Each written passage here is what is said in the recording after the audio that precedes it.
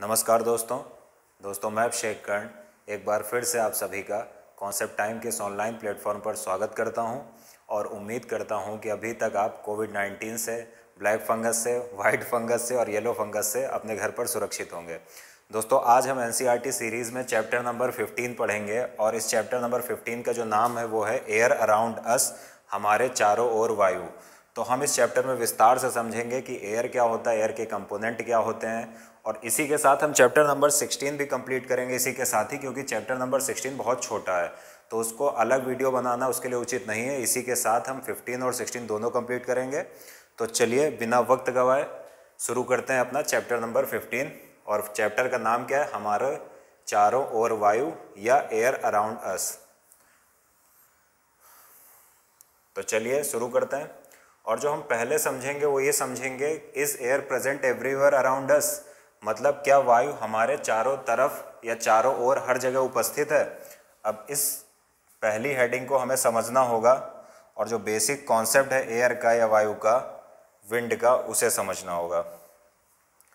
तो अगर हम फर्स्ट पॉइंट देखें तो ये कह रहा है कि हमारे चारों ओर वायु उपस्थित है। तो इस बात को गौर करिएगा कि ये क्या कह रहा है कि हमारे चारों ओर, अगर हम खड़े हैं यहाँ पर, आप जहाँ पर बैठे हो खड़े हो तो आपके चारों ओर वायु उपस्थित है। ये याद रखना है कि हमारे चारों ओर वायु उपस्थित है।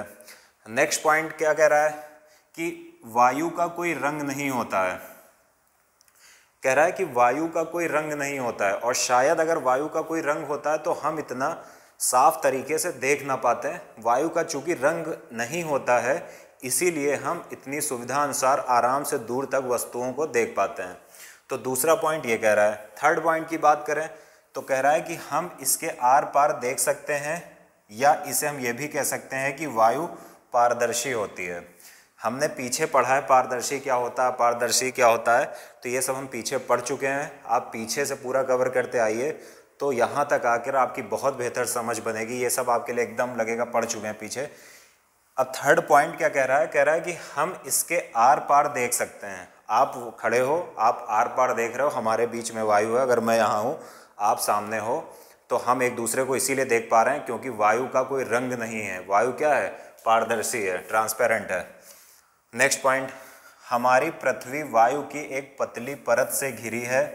इस परत का विस्तार पृथ्वी की सतह से कई किलोमीटर ऊपर तक है तथा इसे वायुमंडल कहते हैं। ये जो हमारे चारों तरफ वायु है इसकी एक परत पाई जाती है सतह से लेकर वायुमंडल की ऊपरी लेयर तक, जिसकी लगभग आपको अलग अलग बुक्स में अलग अलग ऊंचाई मिलेगी, लेकिन सामान्य तौर पर ऐसा माना जाता है कि 1000 किलोमीटर तक, 1000 किलोमीटर की ऊंचाई तक हमारा वायुमंडल पाया जाता है।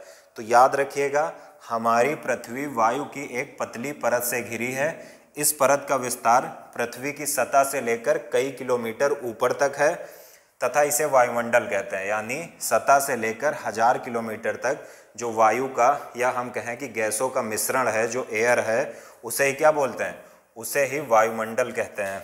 नेक्स्ट पॉइंट, जब हम वायुमंडल में पृथ्वी के तल से ऊपर की ओर जाते हैं तो वायु विरल होती जाती है। ये पॉइंट कह रहा है कि जब भी हम नीचे से ऊपर की ओर जाते हैं, ऊंचाई बढ़ाते हुए जाते हैं, तो क्या होता है, वायु क्या होती है, वायु विरल होती जाती है। वायु का जो घनत्व तो है ऊपर जाने पर कम होता जाता है। वायु के मॉलिक्यूल्स क्या होंगे, ऊपर जाने पर आप जाओगे, जैसे ऊपर जाओगे तो आप मान लिया आप कभी वैष्णो माता देवी के दर्शन करने जाते हो या फिर अमरनाथ की यात्रा करते हो, तो जैसे आप पहाड़ों पर जाओगे तो आप देखोगे वहाँ पर आपको सांस लेने में थोड़ी बहुत समस्या होती है।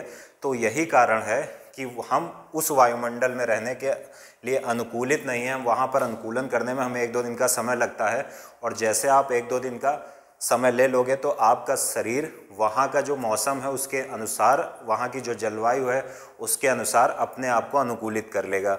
तो यहाँ पर क्या कह रहा है, जब हम वायुमंडल में पृथ्वी के तल से ऊपर की ओर जाते हैं तो वायु विरल होती जाती है। इसलिए अच्छा, विरल क्यों होती है इसको हम ज्योग्राफी की एनसीईआरटी में आगे विस्तार से पढ़ेंगे। इसके कई कारण होते हैं वायु के विरल होने के। दरअसल वायु के विरल होने का एक प्रमुख कारण हमारा गुरुत्वाकर्षण बल भी होता है। क्यों होता है ये समझिए। गुरुत्वाकर्षण जो बल होता है उसका मुख्य कारण ये है कि गुरुत्वाकर्षण बल क्या होता है, भारी चीज़ों को ज़्यादा खींचता है। जैसे जैसे हम ऊपर जाते हैं तो क्या होगा, जो गुरुत्वाकर्षण बल का प्रभाव होता है वो कम होता जाता है। इसलिए क्या होता है, गुरुत्वाकर्षण बल पृथ्वी के केंद्र से क्या होता है, सतह के करीब वायु को ज़्यादा खींच कर रखता है, इसलिए वायु सघन होती है। या फिर जैसे जैसे ऊपर जाते हैं वायु विरल होती जाती है, वायु का घनत्व कम होता जाता है। अच्छा, इसको और चीज़ से समझ सकते हैं, एडियाबैटिक कूलिंग, एडियाबैटिक हीटिंग, लेकिन वो अभी हमें नहीं पढ़ना है, वो हम पढ़ेंगे विस्तार से। बस इतना आप जान लीजिए कि ऊपर जैसे जैसे जाएंगे ग्रेविटेशनल फोर्स क्या होता जाएगा, कम होता जाएगा। इसलिए क्या होगा, वायु सघन नहीं रह पाएगी, दूर दूर भागने लगेगी, विरल हो जाएगी। आगे क्या कह रहा है, कह रहा है चूंकि ऊंचाई पर जाने पर वायु विरल होती है, इसीलिए जो पर्वतारोही होते हैं ऊंचे पर्वत पर चढ़ते समय ऑक्सीजन सिलेंडर अपने साथ ले जाते हैं। ये पॉइंट कह रहा है कि जैसे हम नीचे से ऊपर की ओर जाते हैं वायु विरल होती है या हमारा वायुमंडल विरल होता जाता है तो सांस लेने में समस्याएं आती हैं। इसीलिए पर्वतारोही जिनकी मतलब आदत में होता है या जिनका प्रोफेशन होता है वो पर्वतों पर चढ़ाई करते हैं, वो हमेशा अपने साथ एक ऑक्सीजन सिलेंडर लेके जाते हैं। क्यों लेकर जाते हैं, क्योंकि हम जहाँ पर रहते हैं मैदानी क्षेत्र में, यहाँ पर वायुमंडल सघन पाई जाती है। लेकिन जब हम पर्वत पर अभी हमें चढ़ा दिया जाए उत्तराखंड में, केदारनाथ, बद्रीनाथ में, तो आप देखोगे कि वहाँ पर हमें हमारा शरीर वहाँ की जो वायु है, जो विरल वायु है, उसमें तुरंत अनुकूलित नहीं हो पाता है, तुरंत हमारा शरीर एडॉप्टेशन नहीं कर पाता है। तो इसीलिए जो पर्वतारोही होते हैं ये ऑक्सीजन क्या लेके जाते हैं, ऑक्सीजन सिलेंडर अपने साथ ऊपर लेकर जाते हैं। तो ये बहुत इंपॉर्टेंट चैप्टर है और कई एग्जाम में इससे संबंधित क्वेश्चन आते हैं, तो थोड़ा ध्यान दीजिएगा। अब बात आती है कि हमने वायु की बात तो कर ली, अब ये बनी किससे होती है इसको समझना है।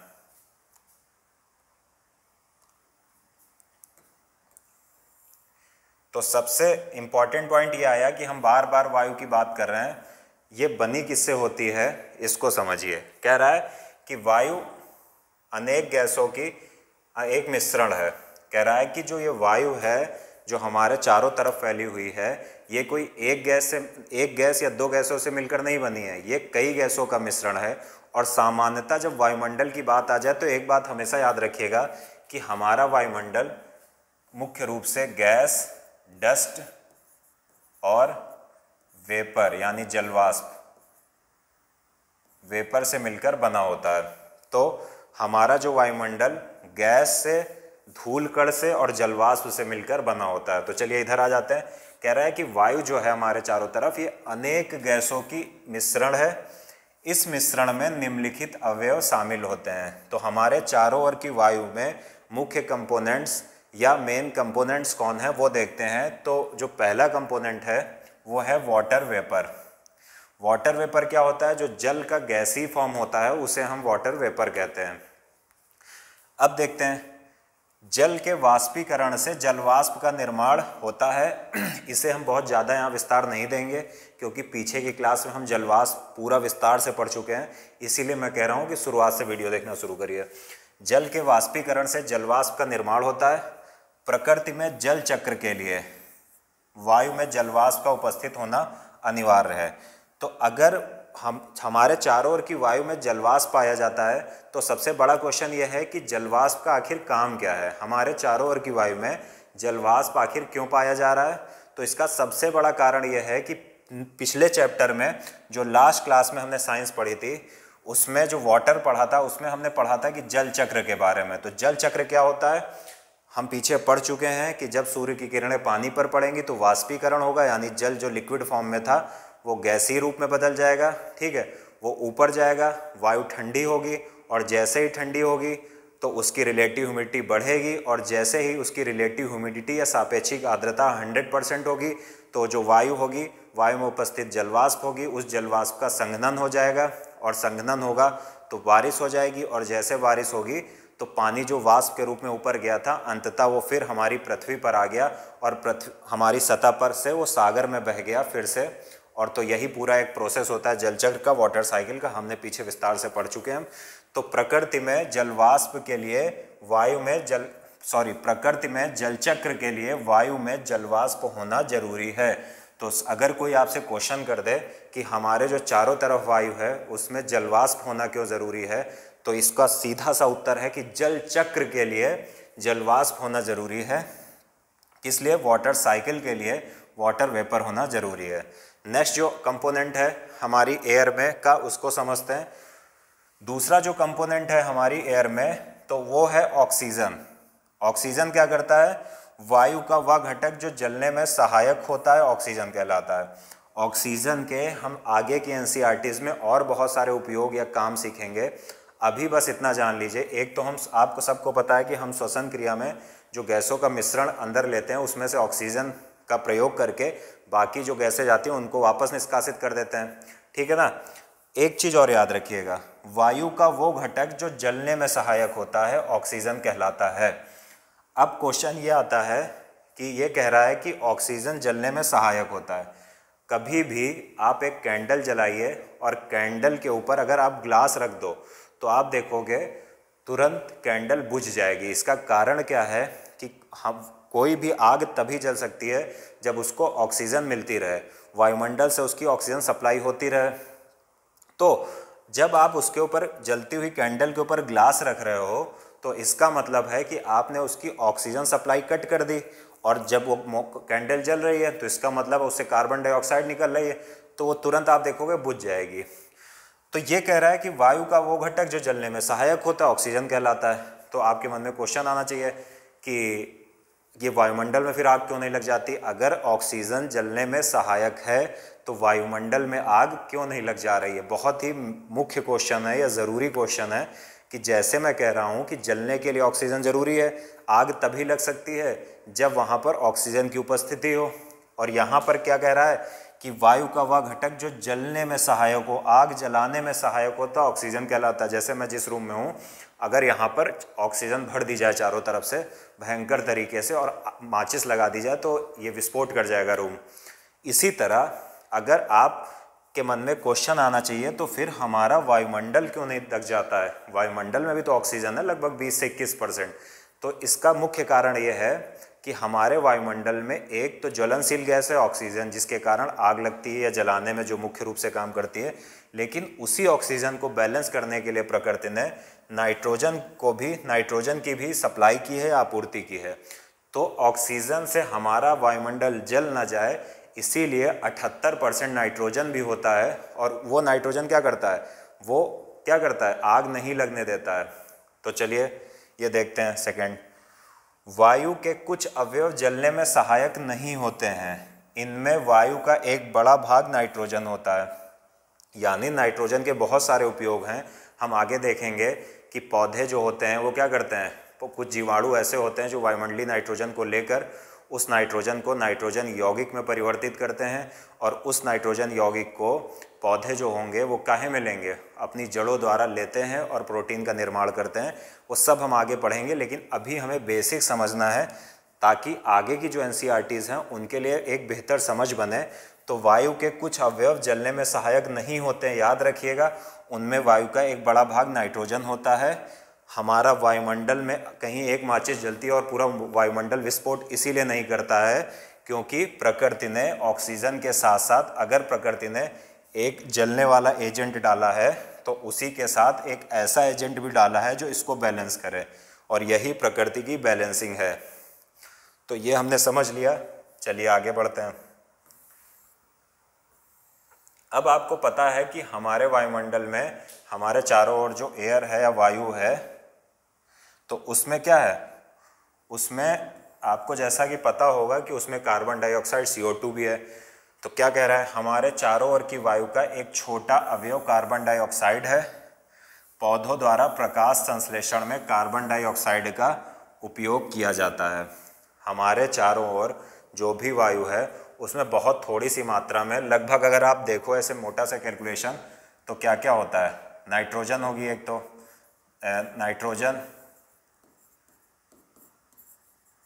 नाइट्रोजन के बाद क्या होगा? अगर हम बात करें सबसे पहले क्या होगी? नाइट्रोजन, फिर ऑक्सीजन, फिर ऑर्गन, फिर कार्बन डाइऑक्साइड। तो अब अगर हम देखें तो मोटे तौर पर नाइट्रोजन का परसेंट कितना होता है? नाइट्रोजन लगभग 78% होता है, ऑक्सीजन आपको पता होगा 21% होता है, बाकी ये कितना हो गया 7, 8, 9, 9, 9 यानी 99%, और बाकी 1% में बहुत सारी गैसें होती हैं, याद रखिएगा। तो वायुमंडल में बहुत थोड़ी सी मात्रा में क्या होगा, लगभग 0. जो मुझे याद आ रहा है 0.4 के करीब होती है कार्बन डाइऑक्साइड।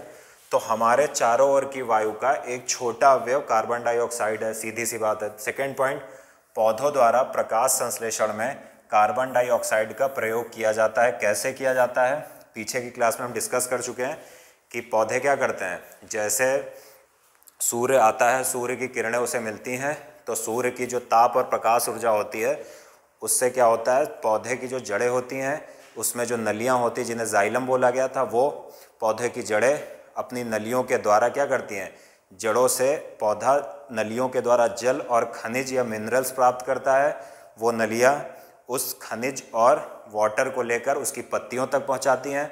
उन्हीं पत्तियों में छोटे छोटे छिद्र होते हैं जिन्हें हमने रंध्र बोला था, और उन्हीं रंध्र से क्या होगा, जड़ों के माध्यम से नलियों द्वारा वहाँ पर वाटर और मिनरल्स पहुँच गए पत्तियों में, और उसके पश्चात क्या होगा कि कार्बन डाइऑक्साइड जो छोटे छोटे पत्तियों में छेद होते हैं, आप कभी ध्यान से देखिएगा, धूप में करके या प्रकाश में करके, तो वो खुलते हैं और वायुमंडल का कार्बन डाइऑक्साइड लेते हैं, और कार्बन डाइऑक्साइड और जो जल आया उसकी क्रिया होती है और उसी को प्रकाश संश्लेषण बोलते हैं।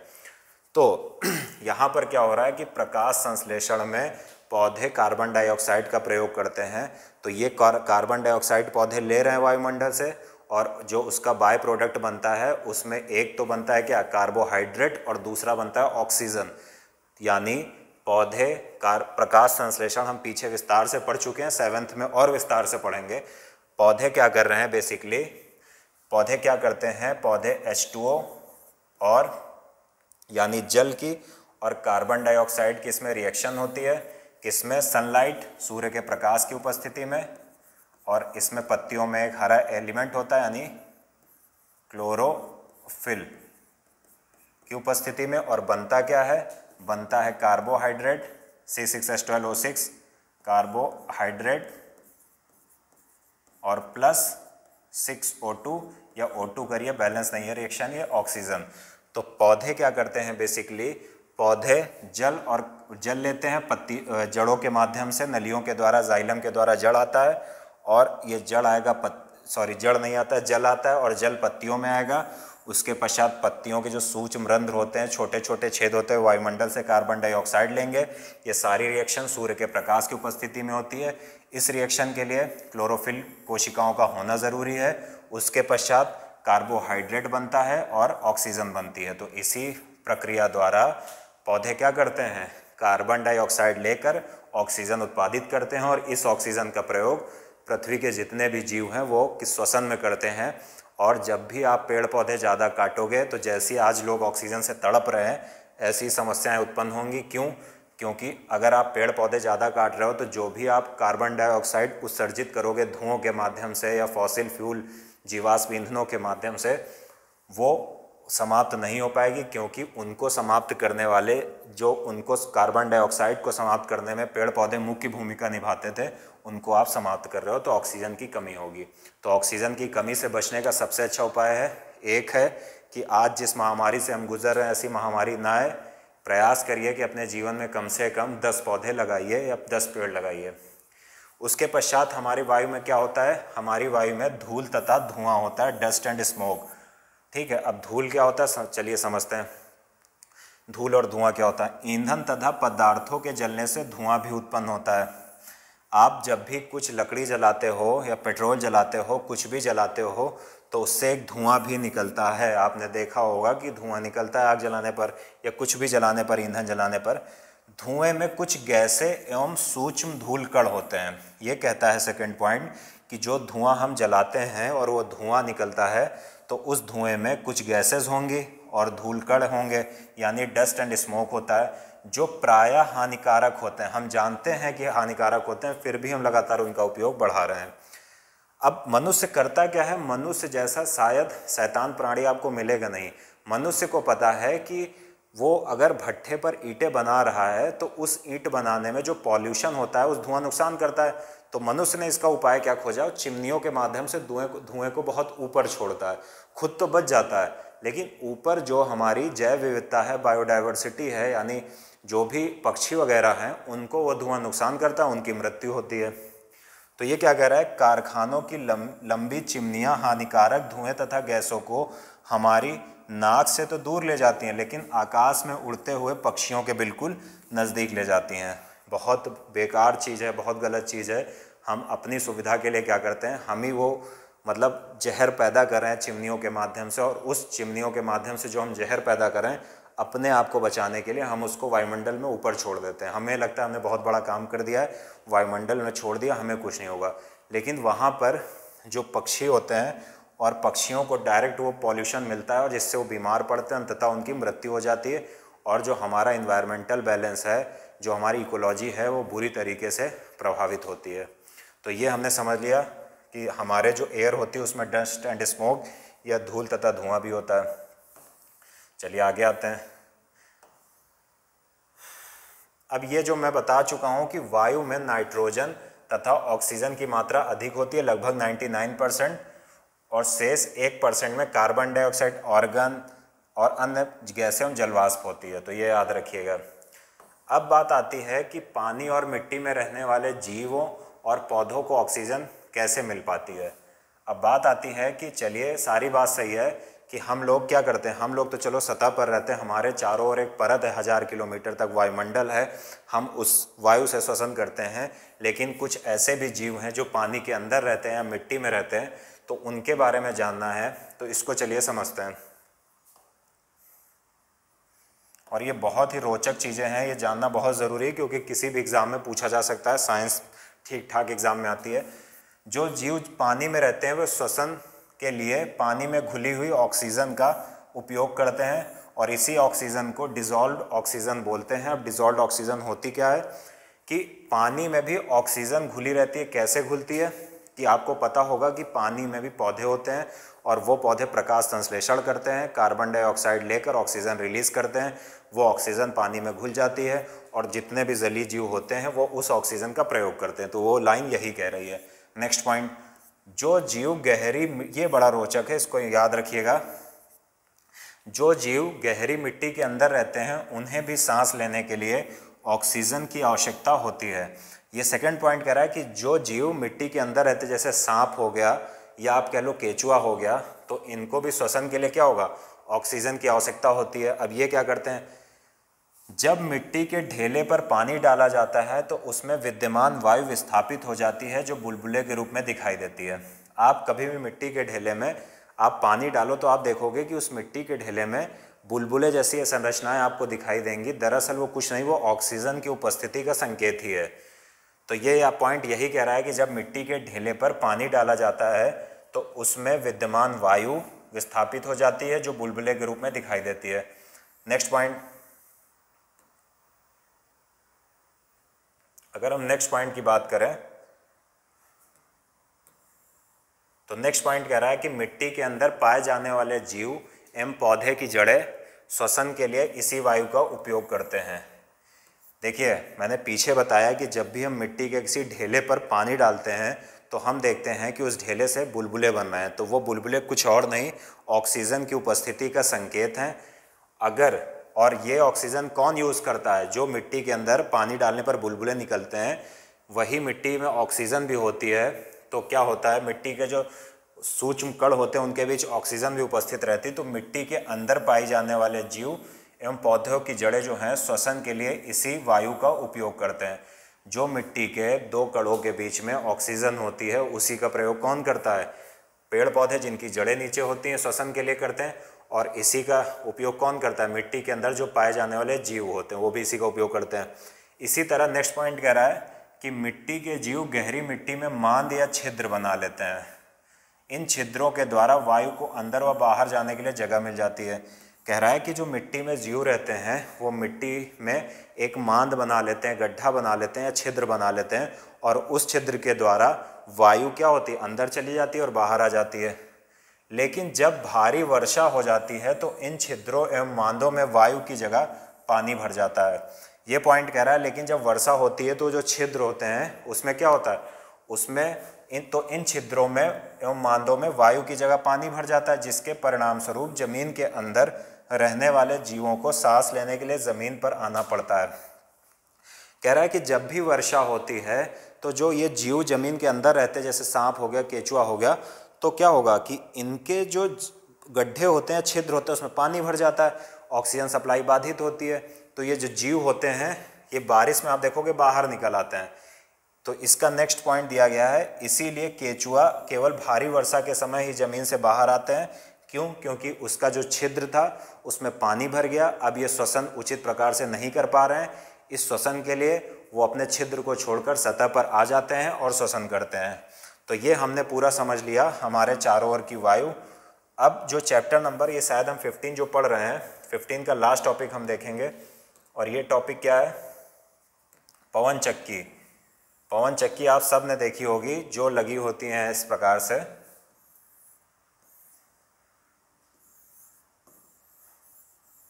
आपने देखा होगा इसके बहुत बड़े पंखे होते हैं, और ये पवन चक्की, अब इनसे क्या होता है हम ये समझेंगे। दरअसल पवन चक्की का कॉन्सेप्ट ये है कि पवन चक्की क्या होती है, ज़्यादातर आप देखोगे समुद्र के किनारे लगी होती है। समुद्र के किनारे क्यों? क्योंकि समुद्र के किनारे जो पवन चलती है या वायु जो चलती है वो तेज चलती है। अब क्या क्या होता है इसमें ये समझिए। पवन चक्की का प्रयोग क्या होता है, समुद्र के किनारे क्यों लगती है? ज्योग्राफी में पढ़ेंगे लैंड ब्रिज, सी ब्रिज, जिसे समुद्र समीर और स्थल समीर बोलते हैं। दरअसल समुद्र में स्थल जमीन पर, जैसे गुजरात में पवन चक्की आप लगा दीजिए, तो गुजरात आपको पता है कि एकदम कोने पर है, तो समुद्र से दिन में कैसी वायु चलती है? समुद्र से स्थल की तरफ खूब तेज वायु चलती है, रात में स्थल से समुद्र की ओर वायु चलती है। तो ये जो चक्की है लगातार घूमती रहती है। तो वायु क्या करती है, इसकी पंखों से आकर टकराती है, इसे नचा देती है। तो दरअसल इसमें हो क्या रहा, मैकेनिकल एनर्जी यानी यांत्रिक ऊर्जा को किस में कन्वर्ट किया जा रहा है? इलेक्ट्रिकल एनर्जी में, विद्युत ऊर्जा में। तो पवन चक्की कुछ और नहीं करती है, बल्कि जो पवन या वायु आकर पंखियों से टकराती है, जब पवन आकर पंखियों से टकराएगी तो पवन क्या करेगी? मैकेनिकल एनर्जी, यांत्रिक ऊर्जा है, पवन चक्की घूम जाएगी, और इसी पवन चक्की के माध्यम से क्या किया जाता है? इलेक्ट्रिसिटी जनरेट की जाती है। तो ये कुछ नहीं हो रहा है, ये दरअसल मैकेनिकल एनर्जी को ट्रांसफॉर्म किया जा रहा है या परिवर्तित किया जा रहा है इलेक्ट्रिकल एनर्जी में। बस पवन चक्की का कॉन्सेप्ट यही है, हवा के माध्यम से इसकी पंखियों को घुमाना होता है। अब पॉइंट पहला देख लेते हैं, वायु पवन चक्की को घुमाती है, देख लीजिए उधर चित्र बना हुआ, समझ लीजिए। नेक्स्ट पॉइंट, पवन चक्की का उपयोग ट्यूबवेल से पानी निकालने तथा आटा चक्की को चलाने में होता है।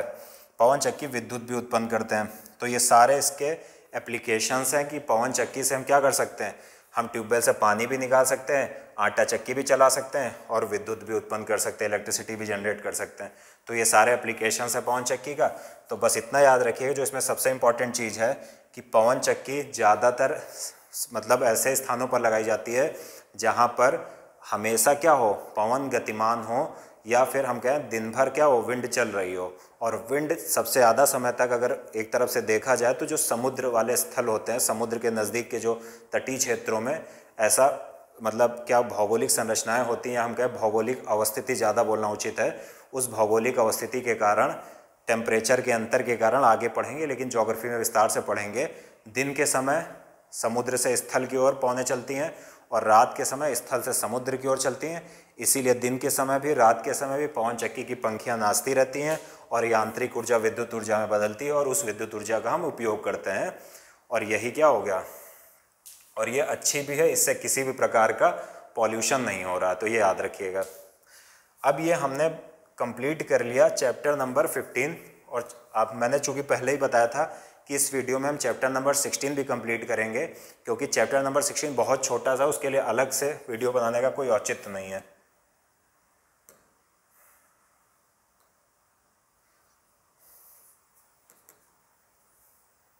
तो चलिए इसी समय हम इस चैप्टर को भी देख लेते हैं। अब हमें चैप्टर नंबर 16 देखना है, गार्बेज इन गार्बेज आउट, यानी कचरा संग्रहण और निपटान। मतलब कचरे को कैसे संग्रहित किया जाए और कैसे उसको समाप्त किया जाए, कचरे से संबंधित है। और मेनली अगर ये टॉपिक कहा जाए तो साइंस से अच्छा या साइंस से उचित है कि हम इसको इन्वायरमेंट के अंतर, इन्वायरमेंट एंड इकोलॉजी के अंतर्गत शामिल करें, पर्यावरण एवं पारिस्थितिकी। तो चलिए शुरू करते हैं।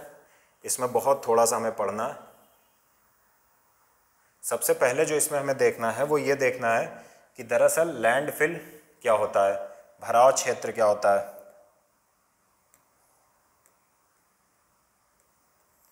अब लैंडफिल या भराव क्षेत्र क्या आता है ये समझिए। भराव क्षेत्र वह स्थान है जहां शहर अथवा नगर के कचरे को एकत्र करके पाटा जाता है, कालांतर में क्षेत्र में पार्क बना दिए जाते हैं।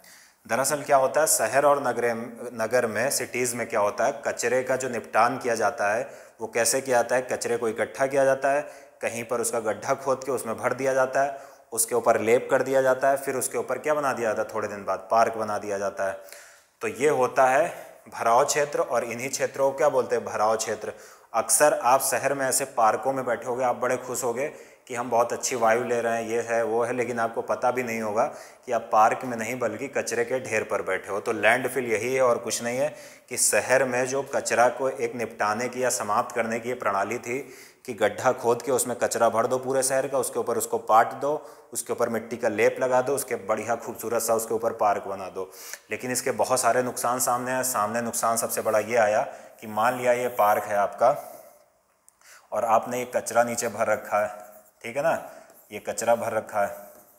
अब क्या होगा, जब बारिश होगी तो बारिश में क्या होगा, ये जो ये पानी जो होगा वो रिस कर नीचे जाएगा, और पानी रिस कर इस कचरे से होता हुआ जहरीले जो प्लास्टिक होंगी या और भी जो जहरीले इलेक्ट्रिसिटी या विद्युत वाले कचरे होंगे, लाइट वाले कचरे होंगे, प्लास्टिक होगी, इन सब को क्या करेगा, इन सब को लेकर ज़मीन में रिस जाएगा। मान लिया इसी पार्क के बगल में हैंडपंप लगा था, तो इस हैंडपंप से आपने पानी पी लिया या पूरे मोहल्ले में इसी हैंडपंप से पानी जाता है।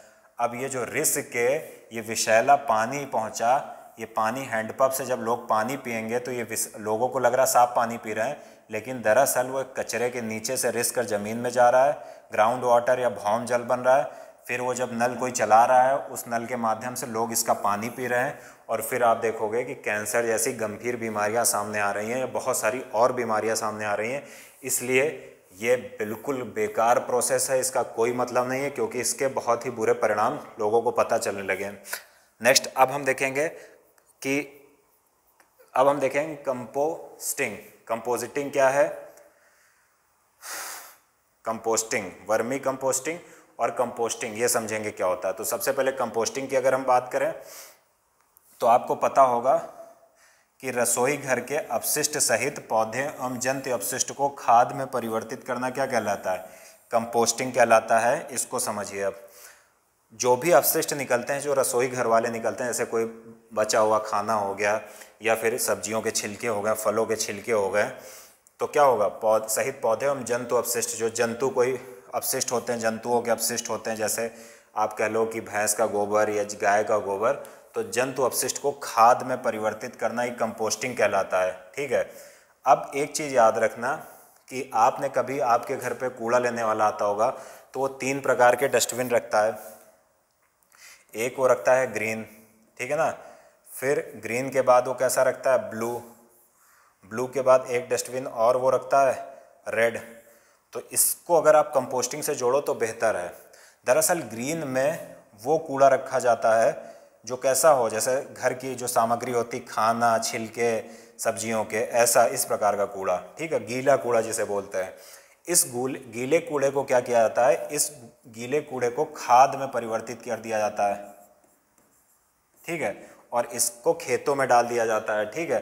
तो इसका क्या हो रहा है, इसका अच्छा उपयोग हो जाता है। इसी तरह अगर हम उसकी एक ब्लू डस्टबिन देखते हैं तो ब्लू डस्टबिन में सामान्यतः प्लास्टिक वगैरह होता है, प्लास्टिक एकत्र किया जाता है, सूखा कूड़ा होता है। अब इस सूखे कूड़े को क्या किया जाता है, प्लास्टिक को, इसको तारकोल, जो आप सड़क बनाने में तारकोल यूज़ होता है, तो इससे कहा जाता है कि प्लास्टिक से तारकोल अच्छे ढंग से बनता है और अंततः इसका उपयोग क्या होता है, रोड बनाने में कर लिया जाता है। तो ये क्या हो रहा है, ये ज़मीन में लैंड फिल ना करके अगर ऐसे उपयोग किए जाएँ तो अच्छा उपयोग है।